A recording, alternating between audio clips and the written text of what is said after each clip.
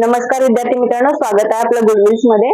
तर आपली जी समाज सुधारकांची सिरीज सुरू आहे त्याच्यामधील नेक्स्ट समाज सुधारक आहेत महर्षी धोंडो केशव कर्वे, ज्यांना 101 वर्षाचं प्रदीर्घ आयुष्य लाभलेलं होतं आणि ज्यांनी आयुष्यभर स्त्रियांना केंद्रस्थानी मानून स्त्रिया संदर्भातच वेगवेगळ्या समाज सुधारण्याचं काम त्यांनी केलेलं होतं। तर त्याबद्दलची बेसिक माहिती आज आपण घेणार आहोत। 18 एप्रिल 1858 रोजी त्यांचा जन्म झाला शेरवली या ठिकाणी आणि मृत्यू झाला 9 नोव्हेंबर 1962 साली हिंगणे, पुणे येथे। हिंगणे म्हणजे आताचं कर्वेनगर। त्यांची जी पदवी होती ती होती अण्णासाहेब। यानंतर त्यांना ज्या पदव्या दिल्या गेल्या किंवा जे काही पुरस्कार दिले गेले ते अशा आहेत की त्यांना डेली पदव्या दिल्या गेल्या बनारस विद्यापीठ, पुणे विद्यापीठ आणि SNDT महिला विद्यापीठ यांच्यातर्फे। त्यानंतर त्यांना मानाचे असे पद्मभूषण आणि भारतरत्न पुरस्कार मिळालेले होते।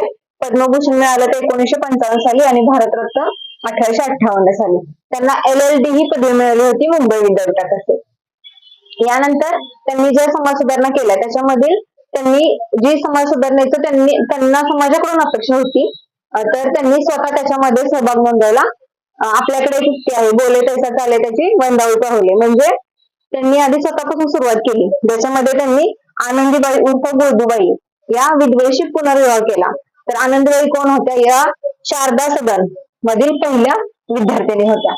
त्यानंतर 31 डिसेंबर 1893 रोजी त्यांनी वर्धा येथे विधवा विवर्तक मंडळाची स्थापना केली आणि त्यानंतर एका वर्षानंतर 1894 रोजी विधवा विवाह प्रतिबंधक निवारण मंडळी याची स्थापना केली। त्यानंतर 1895 साली निर्माण केलेल्या विधवा विवर्तक याचे नाव त्यांनी पुन्हा विधवा विवर्तक मंडळ असं केलं।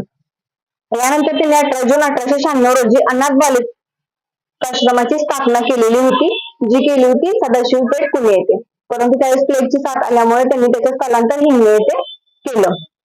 1898 रोजी त्यांनी विधवांसाठी पुणे येथे महिला आश्रमाची स्थापना केली। त्यानंतर 1960 साली त्यांनी हिंगणे येथे स्त्री शिक्षण संस्था निर्माण केली आणि त्या स्त्री शिक्षण संस्थेच्या निर्मितीतून पहिले महिला महाविद्यालय तिथे स्थापन करण्यात आले। या हिंगण्यांना कर्वेंच्या नावावरतीच परत कर्वेनगर असं म्हटलं जातं। त्याची सुरुवात हिंगणे म्हणजे कर्वेनगर येथून झाली। 1917 साली त्यांनी महिला अध्यापन शाळा स्थापन केली।